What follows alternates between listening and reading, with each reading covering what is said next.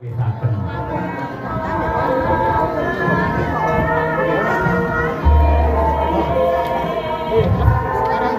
Arkam lenggah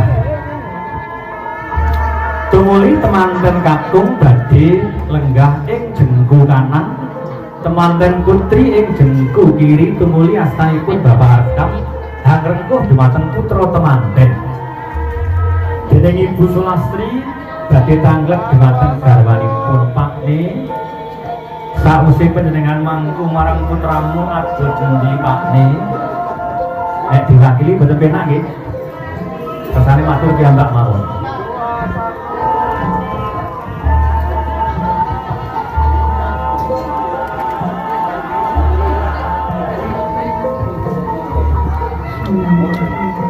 Terus pundi Pakne? Apa pundi suka jalan-jalan istri? Kali udah Ibu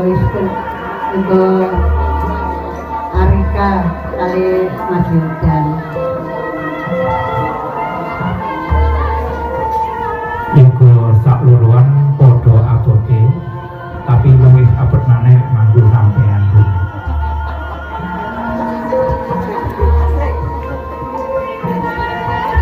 Pulang suli nggih. Terus Ibu Sulastri tangglet dumateng Pak Arkam ning abot endi Pakne? Padha abote. Sing luwih abot mangku sampean Bu dari. Pun sampun Mbak Arika, Mbak Mas Yudan. Boten bedakaken pundi putra mantu, pundi putra piyambak sedaya karengkuh kados dene putra pribadi. Tumuli Bapak Arkam badhe nglanggahaken putra temanten niatipun Bismillahirrahmanirrahim niating sun lungguh ke anakku sakarone, lungguh kang mantep atimu kang madhep yo le yo nduk. Kowe tak tandur muga-muga uripmu enggal makmur luwihi bapak lan ibu. Terus kegadangan utawi pangajap utawi cita-citane sampun santata lenggah syat mojo temanten kapandu dening Ibu Juru Pangrengga Busana tumuli temanten kali badhe nindakaken adicara kacar ucul. Temanten kali badhe nindakaken adicara kacar ucul. Temanten kakung hanyun Pak Gunakaya tandha wekti tanggal jawabing garwa. Tanggal jawabing piyantun kakung dumateng garwanipun inggih menika sandhang, pangan lan papan. Sandhang lair wujudipun solah bawa muna-muni ingkang sae. Pangan lair wujudipun dedaharan, pangan batin wujudipun kamruh ilmu ingkang sae. Papan lair wujudipun balewisma, papan batin wujudipun swasana ingkang ayem tentrem, sakinah mawaddah lan warahmah. Tumuli badhe katitipaken utawi kaaturaken dumateng Kanjeng Ibu inggih menika Ibu Sulastri inggih Bapak Arkam katampi dadosa pangeling-eling nggih dhateng temanten kalih mangke saksampunipun panjenengan gesang mulya mugi tansah enget dumateng Rama lan ibunipun. Nanti apabila sudah hidup enak selalu ingatlah kepada Bapak dan Ibu. Salajengipun paripurna mengaten tumuli temanten badhe tembul bujana utawi dahar sekolo walimah.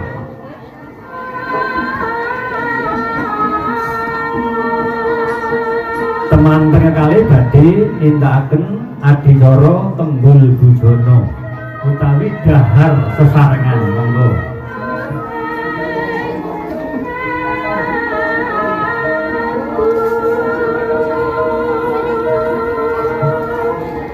Pagrayu utawi sinebat Prawan Sunti ingkang kala wau kajipang asta kembar mayang sakmenika badhe lelados dumateng kang pindhanipun raja lan ratu temanten kekalih ingkang badhe nindakaken tembung bujana utawi dahar sesarengan.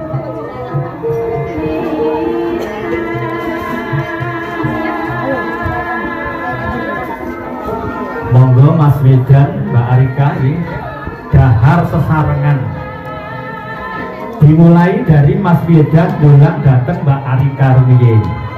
Nah, piringnya rada diangkat Mbak Arika iki. Lah, sing moto ben penak. Nggih. Nah, sajake wis ora diluruki ya. Wis ora marahi. Alhamdulillah. Sampai gantosan Mbak Arika dolan dateng Mas Wedan. Sing kathah mboten napa-napa nggih, Mbak nggih. Sing akeh. Nah, sendoke dikebaki. Bismillahirrahmanirrahim, macet ngono. Keliru dulangi, janggutnya dipegang. Mas Wedan yang megang piringnya. Nah, ngatur. Nah, bismillahirrahmanirrahim, macet ora apa-apa wis sah dadi bojone, nggih. Sakmenika sareng Mbak Puput nggih. Sareng saling menyuapi. Diketingalaken dateng bapak lan ibu, nggih. Rukun mulai dina iki nganti selawase. Ora kena padudon, ora kena rebutan bener. Ning rebutana salah nek jare wong tuwa ngaten. Dahar kembul sampun paripurna. Temanten kekalih ngraosaken nikmatipun gesang. Ngraosaken berkah saking Gusti awujud dedaharan ingkang minangka tetedan saben dintenipun pramila wonten bebasan enak ya wong loro enak ya wong loro terus kedahipun nggih enak kedahipun tiyang kalih sakmenika nunjuk toya sing diunjuk manten anyar biasanipun rujak degan ijo sing nembe woh sepisanan nggih.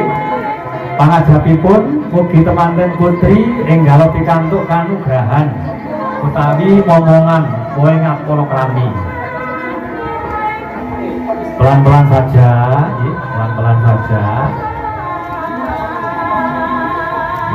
Sing moto ya ben pengin, sing durung duwe pacar ya ben kang pengin.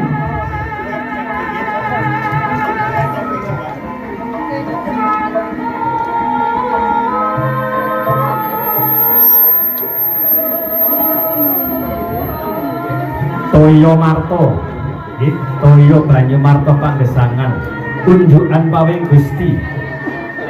Ugi saged sinebat Toyo Prawito Sari. Toyo Banyu Prawito menika rasa. Sari-sarining banyu ingkang dipun unjuk temanten kekalih. Sampun paripurna adicara kerobongan Bapak Ibu. Tumuli badhe Bapak Arkam badhe papak kadang besan tresno nggih. Ingkang saperlu kakangge lenggah wonten papan palenggahan ingkang saperlu badhe sinungkeman dening putra temanten kekalih monggo Bapak Arkam manggahaken.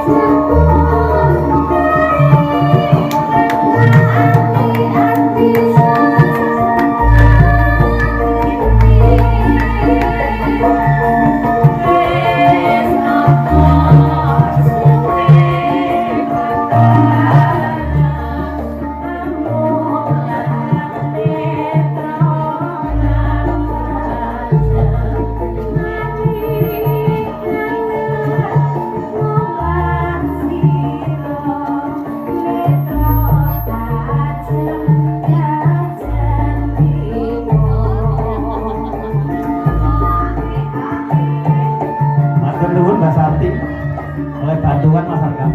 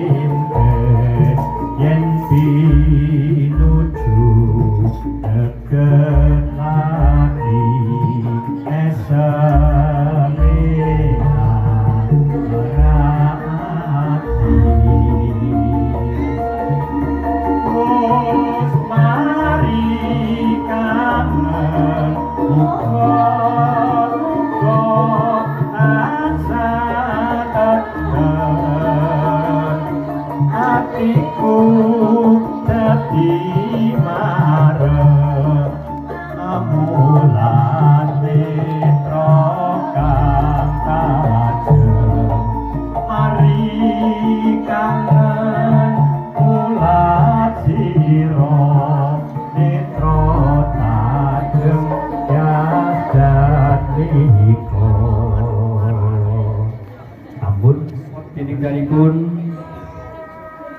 temanten Putri Tondo Yakti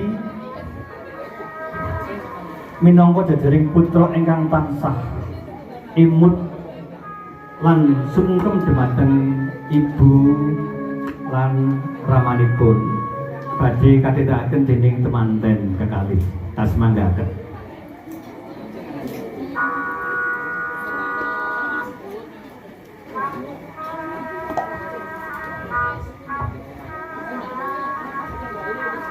Kapurwakan temanten kekalih sumungkem dhumateng danipun Bapak Swarkam saha Ibu Sulastri.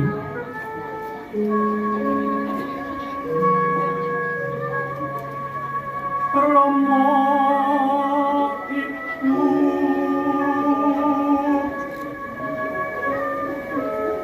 kang luhure budi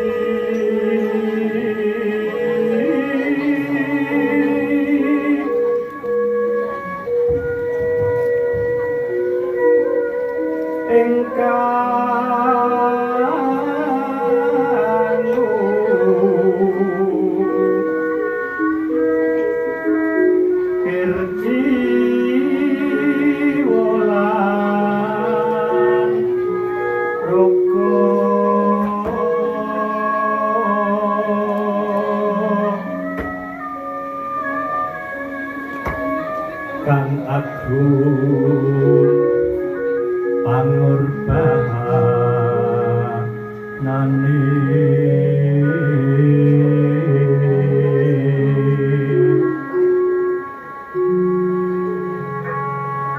antuk pitutur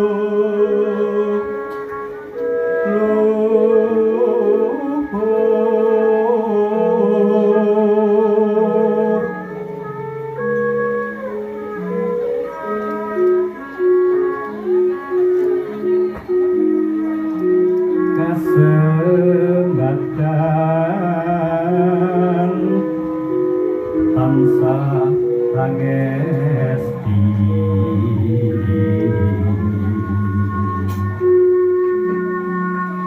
mereka ayune putra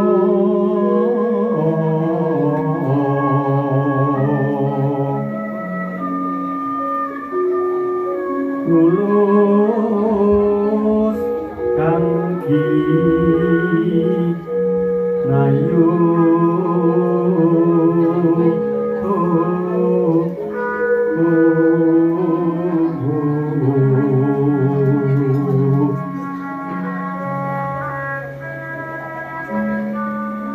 semanten-temanten kekalih genya sowan Rama Ibu ngaturaken pangabektining pengajap genya mangun bebrayat tansah pikantuk ridho berkah saking tiyang sepuh kekalih niki Bapak Swarkam saha Ibu satemah saged gayuh kamulyaning gesang pembayatan saged hangukir jiwa raga hangukir asmanipun tiyang sepuh kekalih ing ajeng sampun sloteraken bebasan saged ingkul dhuwur mendeng jero kene iki anakku Cahayu lan kowe cah bagus sungguh marang bapak lan ibu kene ya ya tak apura sekabehing luputmu tak paringi pangestu cah bagus lan kowe Cahayu muga anggonmu jejodohan tutup donya tutup akhirat muga Gusti enggal paring berkat satemah bapak lan ibu enggal bisa ngomong putu bebasane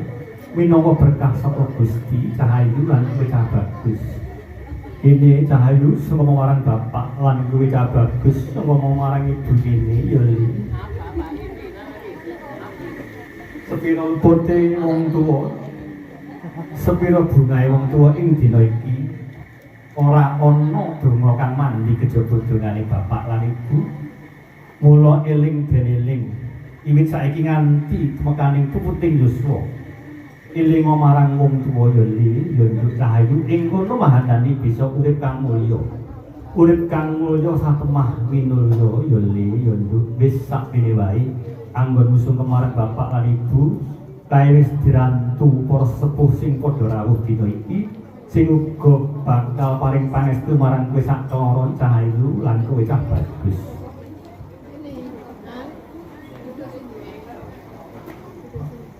Paripurna nggenya sumungkem siat waja temanten kekalih dumateng Rama lan Ibu.